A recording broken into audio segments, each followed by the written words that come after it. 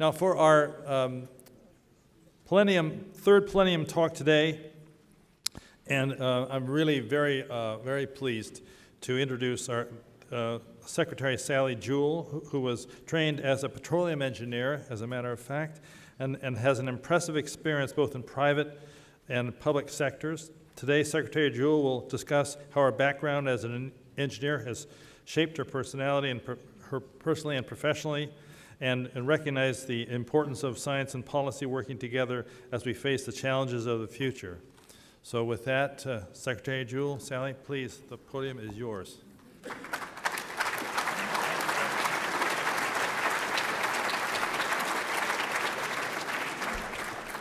Well, hi, everybody, and Francis, that was absolutely terrific. Thank you so much. And Eric had to leave, but I will say that government plays an important role, and I'm not sure I just want rich people to earmark where we spend our money for the future, so I want to talk a little bit about the role of government in engineering, but I do want to start going back to 1964, which was an incredible year, not just because the National Academy of Engineering was created, but because that 1964 Congress, the 88th Congress, with President Johnson, passed the Civil Rights Act, bringing equality to a country torn by racial divides. It was also the Congress that passed the Wilderness Act. And this really dovetails very closely with Dr. Arnold's presentation, because they said there should be places in nature that are untrammeled by man, where we can be guardians and not gardeners, which I thought was pretty prescient. It is the Congress that passed the Land and Water Conservation Act that said when we drill for resources offshore in waters and mineral rights that are owned by all Americans in the Outer Continental Shelf, it's going to have impacts. And don't we know that after the Macondo disaster? But because it's going to have impacts, let's think forward. Let's take some of the revenue from that oil and gas development offshore, and let's invest it in conservation onshore. Hence, the Land and Water Conservation Fund was created 50 years ago. It's going to need reauthorization by Congress, but it was that 88th Congress that created you, the National Academy of Engineering, that passed legislation from civil rights to the Land and Water Conservation Fund to the Wilderness Act that is an example of great governance in action, and an example of what governments can do when they functionally work well together. So,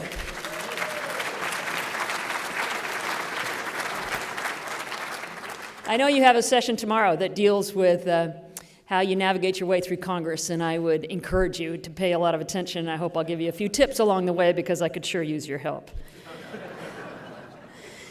So I want to tell you a little bit about my family and my background, just for context. I grew up in a medical family, fortunate for that. 3 out of my 4 grandparents were medical doctors, and the other one of my grandmothers, was a nurse who was in charge of all the nurses in several hospitals serving the British Army in India, which is where my mother was born and raised. I grew up as a child encouraged to tinker, encouraged to build heath kits, and I learned to solder when I was a tyke, at early elementary school. How many of you built heath kits? That says a lot. That says a lot. My father he found glass, with a hole through the middle of it, and he taught us how to heat up the end of it and blow it into a bulb and make thermometers and calibrate those thermometers. And this was all just after-school fun. I used siphoning to create a drinking fountain in my backyard. I dug a swimming pool and learned the importance of filtration and how it's not fun to sit in a puddle of mud. And I grew up with amazing people, besides my parents, who were incredible, who took me on these 2-week trips as a child. Trips that were the most fun experiences that I think a child could ever have. And they snuck a few people in on those trips with us, and they were called grad students. And I couldn't understand why they were so excited about having a shower after a week. I just didn't understand that as a child. But they were meteorologists and entomologists. They were marine biologists. They were geographers who taught us how to map out the topography of an island that we were on that was otherwise uninhabited in the San Juan Islands. So when I chose to go into engineering, and my degree is mechanical engineering, my grandfather, still in the UK, I'm an immigrant, I moved over here when I was a young child, he was very excited, and he said, "You have an ancestor that was an engineer," and he was kind of a famous one. And so I'm really excited you're going into engineering. Engineering wasn't even on my radar. So it turns out that my great-great-grandfather, my grandfather's grandfather, was knighted for his work in bringing steam power to sailing vessels. And he began his time in the Navy as a non-commissioned officer. And when he was knighted, which is very rare for a non-commissioned officer, he said, well, non-commissioned officers don't have to pay for all the fancy stuff that goes along with being promoted, so I'm not going to pay for all my knighthood stuff. And they said, fine, you don't get it. So we have a few remnants of that, of those days of knighthood, but his mark is left in history. And it's also left in a place that's very important to me. I'm a sailor. It's a great hobby for engineers. You learn a lot of stuff, aerodynamics, obviously weather, wave energy. But I ply the waters of the Inside Passage from my home in Seattle. My home is now in Washington, D.C., but I love my 1 week if I can eke out a few days on the boat every year, which is about all I can while I'm serving here. But that Inside Passage from Vancouver to the mainland, it turns out, was originally surveyed, of course, by people with names like Vancouver and Spanish explorers. But it was really more detailed surveyed during the Civil War by two ships, one of which was the HMS Sutlej. So there is now an island and a point named for my great-great-grandfather because he came across during the Civil War around the Horn on a steam and sailing-powered vessel to chart the waters of the Inside Passage. So as I go there to honor his legacy, I think about the importance of engineering and how those ships could then move through the treacherous waters of the Inside Passage, and they are indeed very treacherous, lots of rocks that are otherwise unmarked, where Vancouver or Cook's ships couldn't go. In fact, no British sailing vessel could have gone to the same places that they could go when they had a steam engine. So 3 out of the 4 kids in my family became engineers. I was the oldest, my 2 brothers as well. My sister did opt for healthcare in spite of our father saying, healthcare is going to crash. I definitely recommend you don't go into it. So he was right for a time. Let's hope it's emerging from that. So my early days in engineering were as a co-op student while I was an engineer. And I worked on the Alaska Pipeline. And what amazing, fun challenges there. Like, how do you insulate a pipe that starts off at 50 below zero? When you put oil in it at 180 degrees, it wants to walk right off of its stanchions. How do you drill for oil through permafrost, which is holding up your oil rig, which is only going to stay holding up if the ground stays frozen, when the oil in the drilling mud is 180 degrees and the ambient temperature is 50 below zero? Those were really, really fun days. I then worked for Mobil Oil, and I will say that I worked in some of the oldest oil fields in the country, in southern Oklahoma, where I produced 100 barrels of salt water for every 1 barrel of oil. But I will also say that that was my first real introduction to government and regulation and how the two intersect. My husband and I, newly married, went to work in oil and gas together. It was an easy time to get a job as an engineer. And so we both got 9 joint offers as a married couple, which was pretty amazing. I did have an offer from DuPont as well, Chad. Just decided not to go that way. You know, it was Wilmington, what can I say?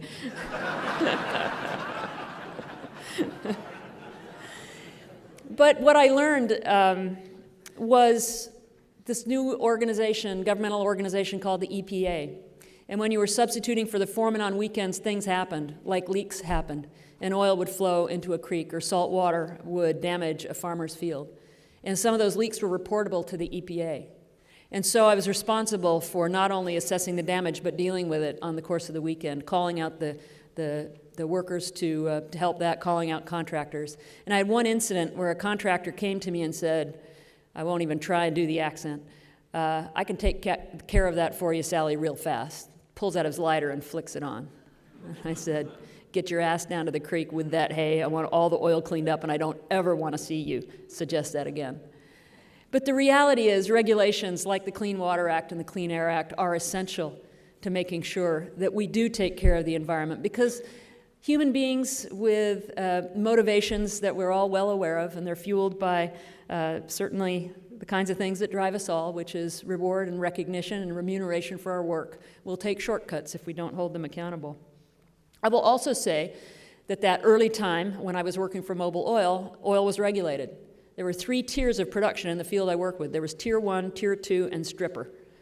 And I don't know if that even sounds familiar to any of you, probably not, but it was from 1978, and it drove which wells we worked hard to produce the last drop of oil out of and which we kind of ignored because of the economic return. So during the time that I was at Mobil, I moved from the field to the intersection of business and engineering, and that was planning and budgeting for the exploration and production division of Mobil Oil in the 42 states that didn't include the Gulf Coast, basically, from Alaska to California, Michigan, Oklahoma, Kansas, and so on.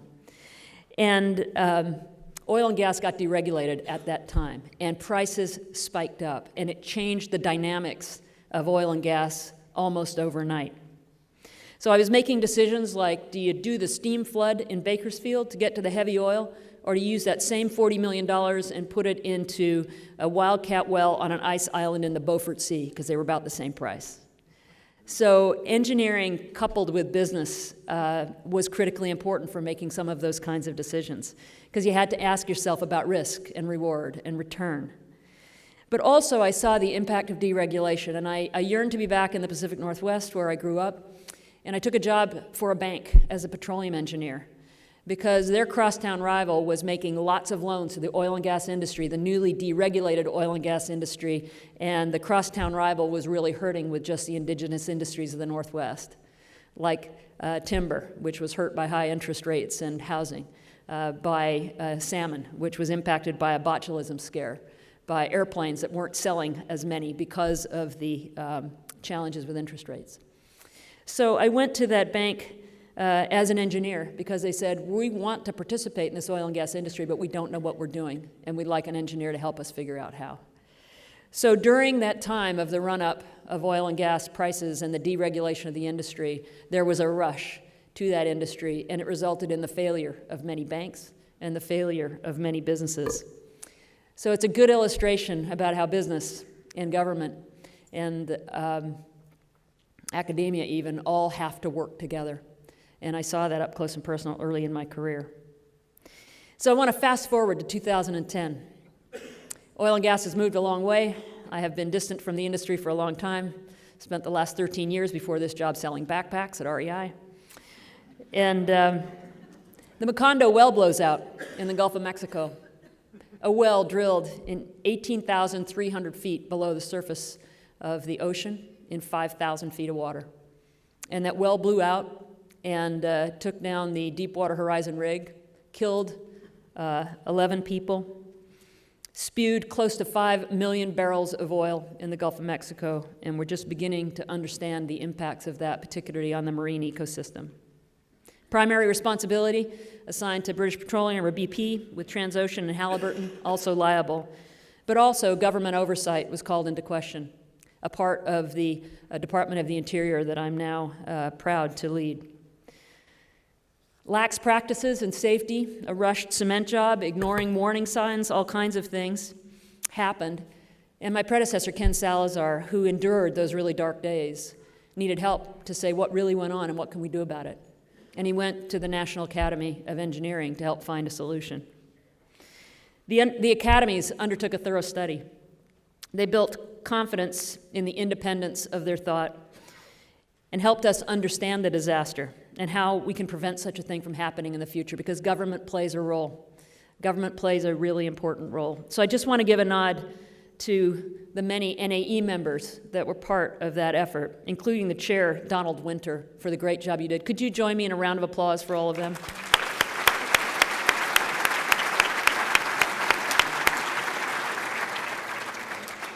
So that certainly resulted not only in culpability to industry, and you probably saw the recent headlines on the ruling against BP, but also it identified within my own organization the need for restructure. the importance of separation of duties to make sure that everybody is doing their duty well. So what was one organization, the Minerals Management Service, overseeing all parts of oil and gas development offshore, is now 3 distinct organizations. The Bureau of Ocean Energy Management, working on the permitting and working with developers on leasing lands. The Bureau of Safety and Environmental Enforcement, that's specifically focused on safety and is taking that NAE report and the other reports that have been done to re-up regulations that are current to what's happening offshore. And then the Office of Natural Resources Revenue, that took the whole revenue equation out of the picture so that there wasn't a motivation of revenue coming into the Treasury and the decisions that were being made. So that's another great illustration of the Academy and the academic research and the gravitas and the knowledge that you have coming together with government as well as with business to chart a more constructive path forward. So we heard from Eric and certainly heard from Francis as well that government plays a really important role in research. I sat for 11 and a half years as a regent at the University of Washington, a wonderful institution. Go Huskies. Any Huskies out there? I know you're out there because we kept cheering. There's one? Okay, there must be more. You must be wearing purple. Okay. Anyway, the University of Washington is an institution that has benefited tremendously from federal government research. And until I spent that time on the Board of Regents, I didn't really understand, and I think most Americans don't understand, even engaged ones, the impact that the federal government investments have on research and on the furthering of knowledge. Basic science, the building blocks like the genome sequencing that we saw, material science, are generally funded through the U.S. federal government. Our political leaders, like Jack Kennedy, provide vision and inspiration when they say we're going to put a man on the moon and do it in under 10 years. And that spawns all kinds of scientific innovation that have driven so much of the business growth and the economic success of our country, thanks to things like solid-state electronics and computing capacity and composite materials. Our national defense is a big spender, but it's also a big driver of innovation. The internet, on which Google, of course, is based, and so many other businesses, got its beginnings in ARPA and the Department of Defense. As the CEO of REI, I saw lots of benefits from federal government spending. Why? Because MSR, a firm owned by REI for a time, was producing things for the federal government and DARPA, but taking those technologies and turning them into things like the reactor stove. Or for those of you outdoors people, jet boil, also inspired by the same thing. How does a soldier use the least amount of fuel possible to boil water for both safety but also for survival in the wild? How do you take that and translate it into the kinds of things that those of us that are outdoor enthusiasts want to also carry? Lightweight composite materials, carbon fiber. I saw a outdoor jacket on your slide, Francis. The kinds of materials that have gone to produce the waterproof, breathable, wicking, drying, durable, water-repellent fabrics that we all use when we go outside, except for the Department of Interior people in uniform, and I've got to get that fixed as well. They're still back in the dark ages. Federal government also supports cutting-edge engineering, nanotechnology, nanoengineering. You saw some molecular machines up on the screen with Francis' presentation. I met at the University of Washington an undergraduate student working alongside a researcher on a most incredible invention. And it would look like a piece of paper. It is a litmus test on steroids. It was a piece of paper that, with certain bodily fluids put from people in the developing world or the fully developed world, you could diagnose some of the most challenging diseases, and you could diagnose it cheaply and overnight and administer the kind of treatment that is so needed in some of the developing countries where they don't have access to medicines and the microbes are more of a problem than they are for us here. I saw engineering students working alongside medical professionals on prosthetic arms that are operated by the brain. This is just the beginning of what can be done, but it can't be done without government investments in research. I talked a bit about regulation. Government does play an important role in regulation. Regulation's become a dirty word, and you heard a little bit of that when Eric was making his comments, but I would say if necessity is the mother of invention, then thoughtful regulation can create necessity. So let me give you a few examples. CAFE standards in cars, mileage standards. provides regulation that provides incentive that tells the automobile industry, we need you to do better. And you know what? They do. They do, and they have, and it's been extraordinary. Energy efficiency requirements in appliances put out by the Department of Energy has resulted in incredible efficiencies in many of the appliances that we enjoy, whether they're behind the scenes or just in our kitchen or our laundry rooms. Safety and environmental protections are another way that we do the right thing for our planet, and we do it through thoughtful regulation. So if that we learned lessons thanks to the National Academy of Engineering and others in the Macondo disaster, that has spawned a lot of work offshore in blowout preventers that are more effective, in containment systems that are more effective. There's a whole cottage industry that is being spawned because of that regulation, because of those painful lessons learned that will make a difference in the future. We learned as our lakes were getting too acidic for fish that we needed to do something about it. And it was regulation around sulfur dioxide and nitrous oxide that impacted how coal-fired power plants scrubbed out those chemicals, and we have seen a bounce back thanks to the resilience of Mother Nature. We need to do the same with HFCs, with methane, with CO2, and those are all in process with my really smart colleagues in the federal government, academia, and the private sector. Government plays a role in open data, sharing of information which you rely upon and you completely understand. Climate and weather data, like NOAA and the National Weather Service provides. They even provide solar weather data, so we can understand the risk to solar flares to our infrastructure, our electricity grid in particular. Stream gauges managed by the Usgs, some over 100 years old, provide incredible data for cities and towns to prepare for floods. And they help private insurers understand what they should be charging. Government plays a role in helping us all understand our energy usage, our resource extraction, our environmental factors, all through open data.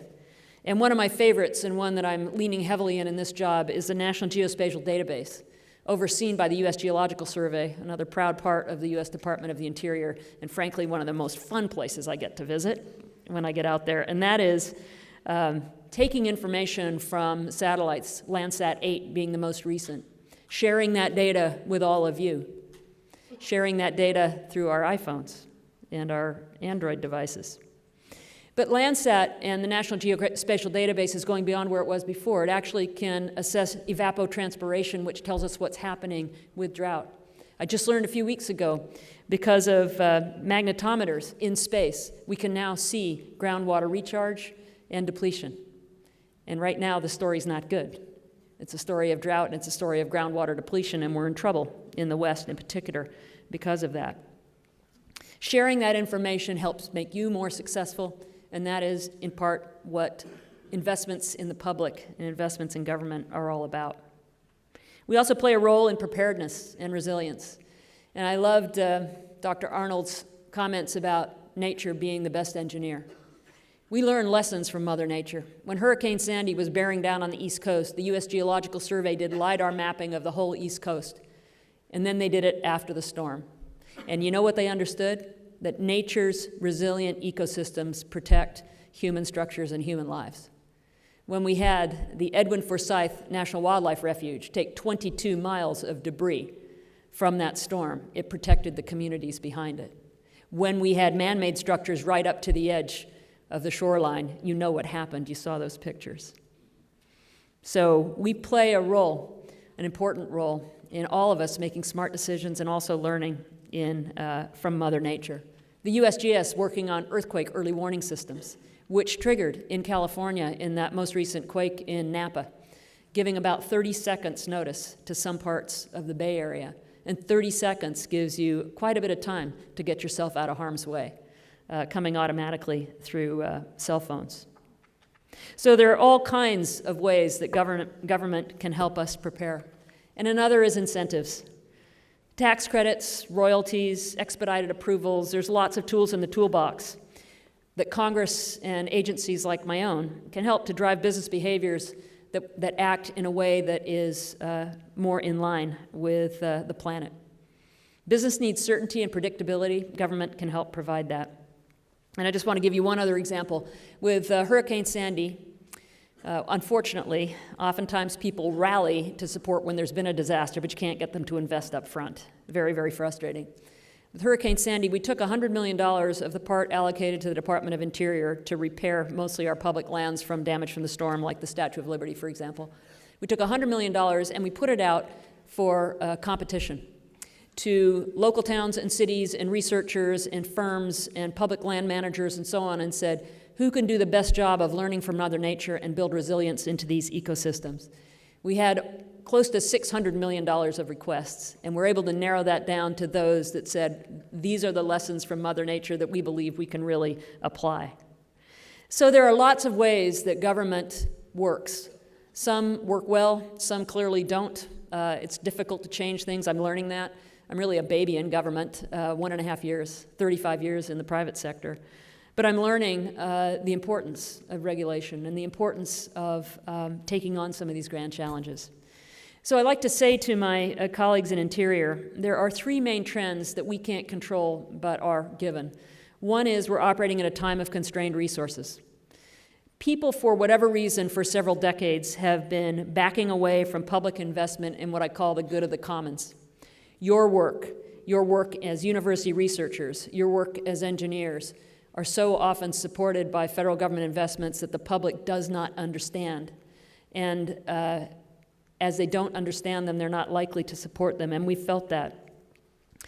Education. We have transferred the cost of education from states typically to the individual. We've moved away from support for public services. We're riding on infrastructure that was built when I was a child, thanks to the largesse, not only of my parents' generation, but their parents' generation. So people want more services, they want to pay less tax, and you know what? That dog don't hunt. And I don't think you can make a genetic mutation of a dog that will hunt. So we can't expect our people in federal government service, or those of you that are researchers, to do more with less or to be efficient in what you're doing, because by definition what you're doing isn't necessarily efficient. It's about discovery. We're actually going to be doing less with less unless we turn around our thinking. So as our structures have supported more money to the individual and less money to the good of the commons, we are paying the price.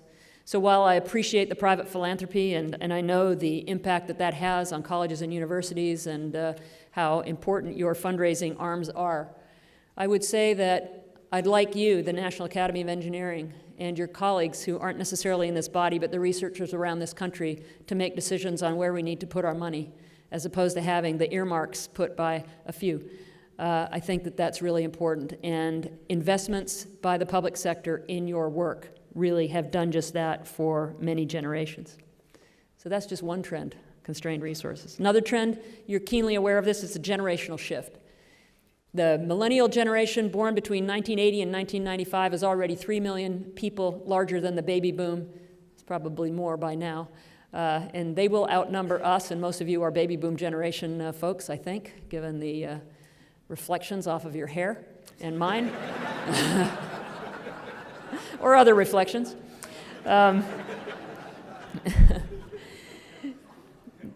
Millennials will outnumber us by 30 million by 2030, and we know why. You don't have to be a rocket scientist or a doctor to figure that out. They have left school at a time of a really rough economy. They have taken on large debts to get through school, to learn at your knee. It is not an easy time for them, and yet they are our future. They've got to do a mind meld with you to continue to grow this in the future, and that is something that I'm working very hard within my own department to address. The third biggest trend, and we've danced around it a little bit in the conversation today, is climate change. Climate change is everywhere I look on the landscapes, and I'm out in the landscapes a lot in this job. We've got about 1 in 5 acres of the United States of America, and there's not one of those acres I've seen that is not in some way impacted by climate change. It's one of the reasons I took this job, because as CEO of REI, we worked really hard in that company to have less of an impact on the planet because our business depended on healthy ecosystems. We worked alongside other really enlightened businesses, and there are many. Walmart is one of them. Another one would be Whole Foods. Another one is Trader Joe's. Lots of names that you recognize of people trying to do the right thing. But I recognized that business alone can't do it. You need government. You need academia. We all have to work together. The Intergovernmental Panel on Climate Change did all of us an enormous service with their work on climate change. And I have read Merchants of Doubt. It's a frustrating book about how easily your work as scientists can be undermined by a few minds with a combination of media that's trying to breed controversy and show different positions. But I just have to say, the jury is not out. The jury is very clear. And I'm proud to work for a president that knows that said it in the UN last week, and that is supporting the good work that we're trying to do collectively to address this huge threat that we have.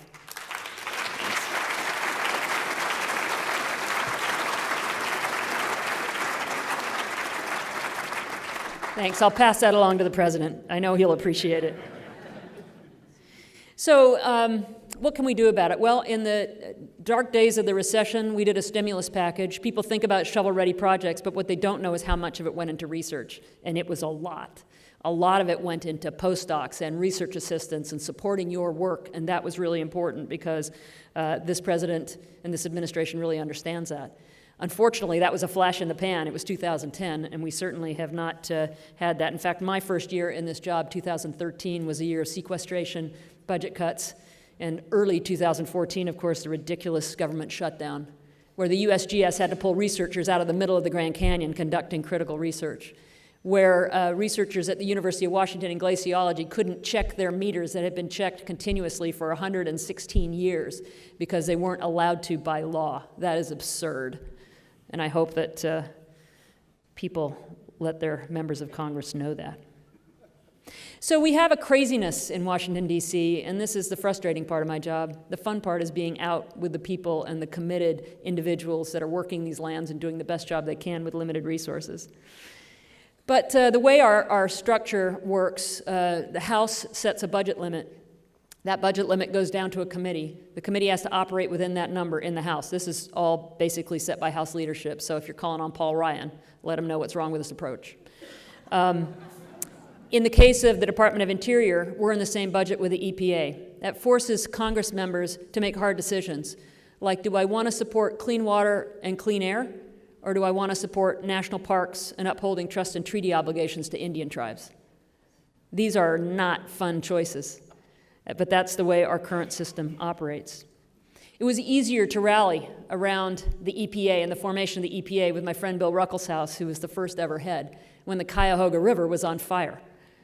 It's a lot harder to rally support around the EPA when our enemy, carbon dioxide in the case of carbon pollution, and methane, the carbon dioxide odorless, colorless, and everywhere around us, with a lot of people saying, what's the problem? So we have fundamental challenges that we have to address in the way we are structured, in the way we support programs that you all care about, and your voices are really important. So I want to kind of wrap with a couple of examples from just last week. Yesterday, I was at the 50th anniversary, another 50th anniversary celebration, this 50th anniversary celebration of the delivery of power from the Glen Canyon Dam along the Colorado River.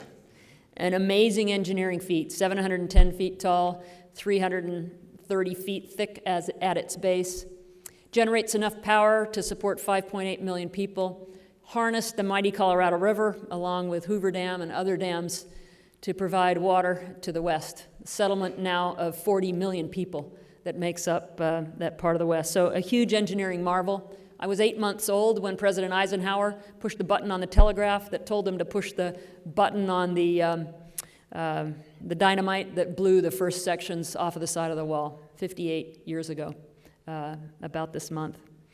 So I was at Glen Canyon to not only celebrate that, but to recognize that our good engineering work also has impact.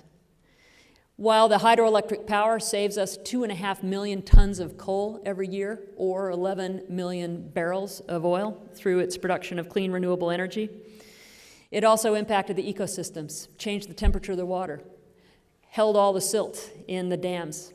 And we are now learning from Mother Nature again, with high flow releases from Glen Canyon Dam that simulate the high flow that would happen in the Colorado River from rain events, like I had yesterday. I got in at 3:30 in the morning, thanks to a rain event in Phoenix. But we're simulating that by flushing the water that comes down, the silt that comes down through tributaries down through, basically through the Grand Canyon, to put silt back on the cultural sites that have been exposed after many years, to put silt back in the river, which is critical for river habitat. So we're learning that while that fulcrum of Glen Canyon Dam that harnesses the power of the upper Colorado and translates it to the lower Colorado has done amazing things for our economy, it's also done not so good things for our cultural resources and our ecological resources, and we're getting smarter. And that's just what we do as engineers. We continue to adapt and learn, and we recognize the best engineer out there, and that is, in fact, Mother Nature. So the future, let's bring back that 88th Congress. Oh, wait, most of them are dead. Never mind. Okay.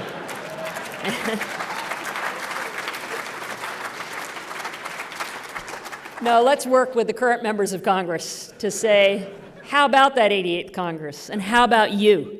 How about you stepping up to your role in public service, in service to all of us? So what can we do? We can open up our data for the world to see as we do, sharing information to help the world understand our problems.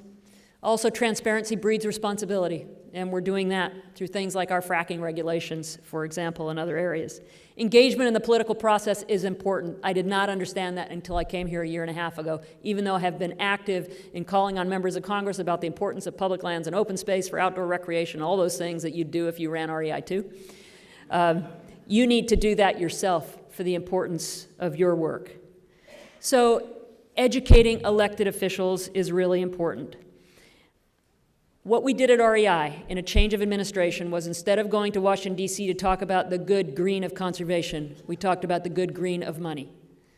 We stopped just talking about the importance of conservation and open space and public lands, and we said, this is a $646 billion industry that supports 6.1 million jobs.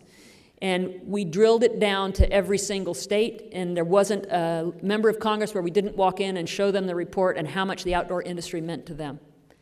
You have that same power in your hands. You have students you can bring to members of Congress from their districts that are doing cutting-edge research, that are supporting the jobs for not only that student and the future of that student, but also for people in your labs. You have businesses in your communities that have benefited from research science. You can bring those leaders. You've got patents that are generating revenue for individuals and for universities. So we have to do a better job of marketing the benefit of the commons again. I wish Eric was still here, because Google Earth, which we all use, and I've heard people say, well, why do we need these federal agencies when we've got Google Earth? Well, where the hell do you think the data comes from? How about Google Earth, brought to you by the USGS? How about the Weather Channel, brought to you by NOAA? How about medical breakthroughs, brought to you by the NIH, or engineering and scientific breakthroughs, brought to you by the NSF, or DOD, or DOE, or any other three-letter acronyms out there? So, your voices are important. And again, I didn't understand that until I got here. Your voices are important, and local speaks to elected officials. Statewide issues speak to members of the Senate. Make sure your voices are heard. So I want to congratulate those of you that are new members of the National Academy of Engineering. I want to thank you for your commitment to the grand challenges, many of which form the building blocks to what I think is our biggest and most daunting challenge yet, and that is a changing climate. And as we are, in fact, the most adaptable and most impactful species on Earth, your work will help us all chart a more sustainable path forward, not only for people, but for the plants and animals that have no political voice, and the microbes that share this precious planet with us. So keep up the good work. Thank you very much.